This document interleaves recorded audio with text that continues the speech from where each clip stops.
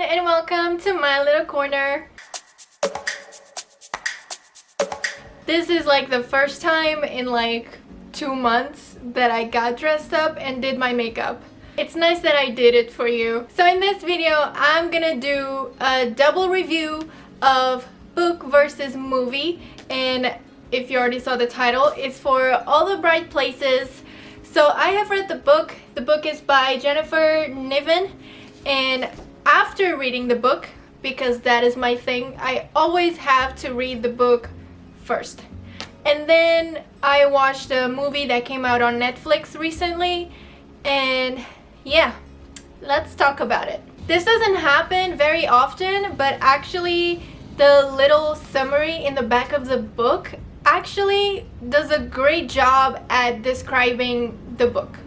So why put it in my own terrible words if I can just read beautiful ones? So I'm gonna read you the little summary that's on the back of the book, because it's actually the best way that you'll get a notion of what it is about. So the summary says, Theodore Finch is fascinated by death. Every day he thinks of ways he might die, but every day he also searches for and manages to find something to keep him here and alive and awake.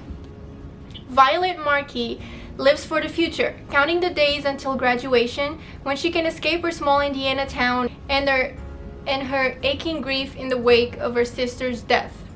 When Finch and Violet meet on the ledge of the bell tower at school, 6 stories above the ground, it's unclear who saves whom. Soon it's only with Violet that Finch can be himself, and it's only with Finch that Violet forgets to count away the days and start living them.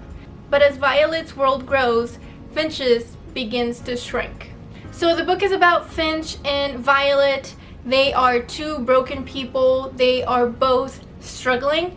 And this book, even though there is a romantic side of it, it deals with a lot of like mental illness and just real issues, and it's really a coming of age type of story. So Violet's sister died, and Violet is still grieving, and she's really struggling with that. She has kind of PTSD. And then you have Finch, and Finch is such a wonderful character, and he has bipolar disorder. I don't know if this is a spoiler or not, but it's kind of the theme of the whole book.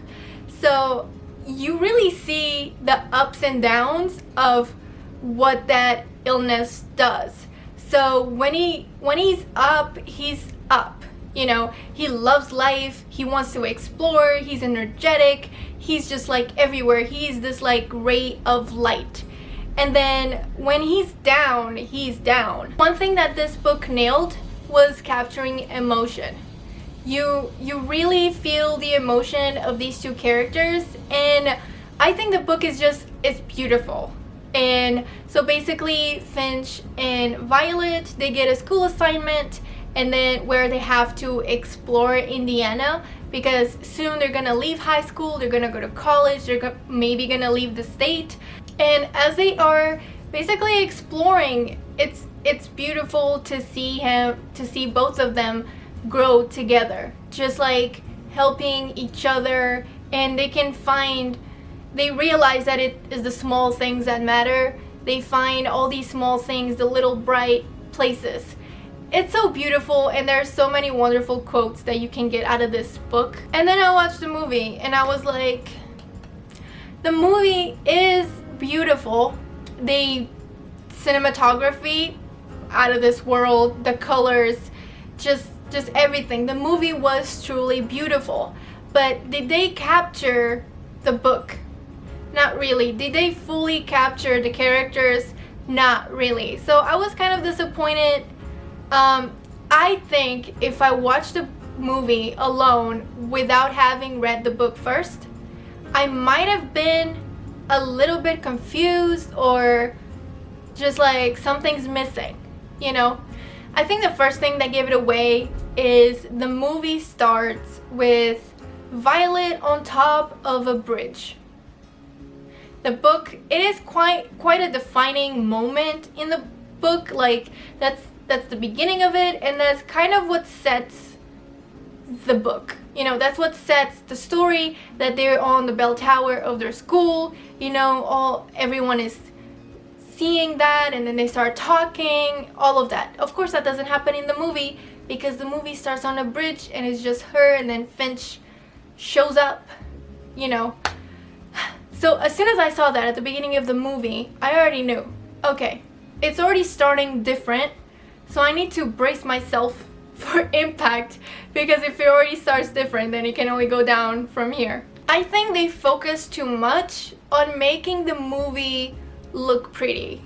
And I do appreciate when a movie is just beautiful, and the cinematography, all of that. I do always appreciate that. But they didn't really delve into the characters. They didn't really get into their head and like show us what's happening with them. Like the book like makes us feel everything. It really makes us understand what's going on, makes us understand and get a glimpse of what a person with like bipolar acts like, thinks like, all of those things. I think the movie focused too much on Violet. I think the movie was just pretty much just a story about Violet, and then how Finch came and then brought her out of darkness into a bright place, because she was in a dark place because of her sister dying. She was struggling, she couldn't get over it, and she was just like in darkness.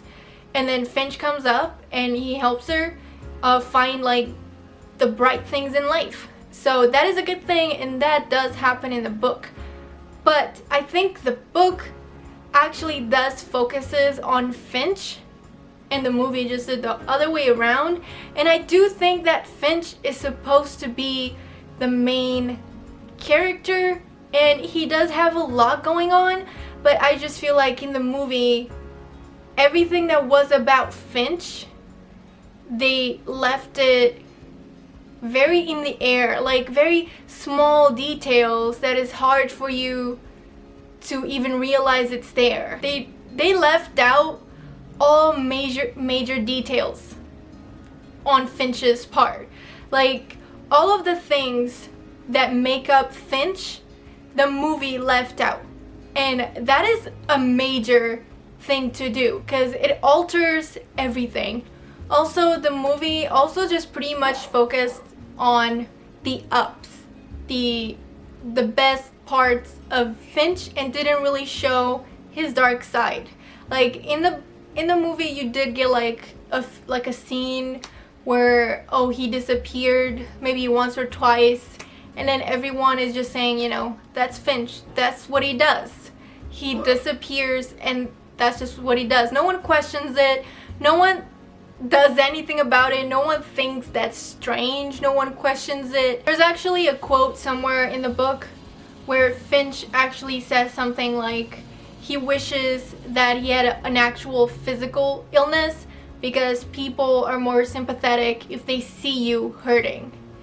And you know, when you think about it, you know, that's really deep, and that is true, and that hurts, because that's the whole stigma of mental illness. It's in your head. People don't see that you're hurting, so nobody helps you, so you're like struggling and you're on your own. Finch is so clearly wanting to live. Like Finch, he wants to stay awake. He's really like wanting to live. He's desperate to stay awake. But when his depression comes, when he's on his down and he just goes away, disappears, you know, it's a battle. And it's really sad to see that nobody helped him. His own mom, his sister, he talks to a counselor at school also who didn't do anything. Like, these people, how are they not questioning it? Like, he doesn't have a physical illness, he's not physically suffering that you can see, but if your son disappears for days or even weeks and you just say that's just what he does, that is not normal. So if you know somebody who does this, you better start questioning it. That's not something that someone just does. So I just really love the story. Again, the book is wonderful. It shows us a lot of emotion, it teaches us a lot of things, many wonderful quotes, and it was a privilege to meet Violet and Finch and see their relationship and see them explore the world and find, you know, all these little bright places. And it is really the little things that are the best ones. So I will give this book 4 stars. It is wonderful. It is this book is a young adult book, and it is truly wonderful. I think that's the best word for it.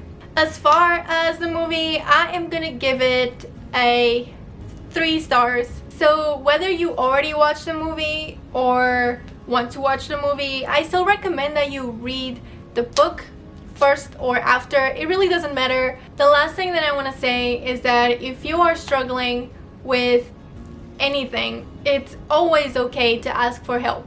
So have you read the book? Have you watched the movie? Let me know in the comments down below what you thought of any of them, your opinions. Did you think the movie was better or the book was better?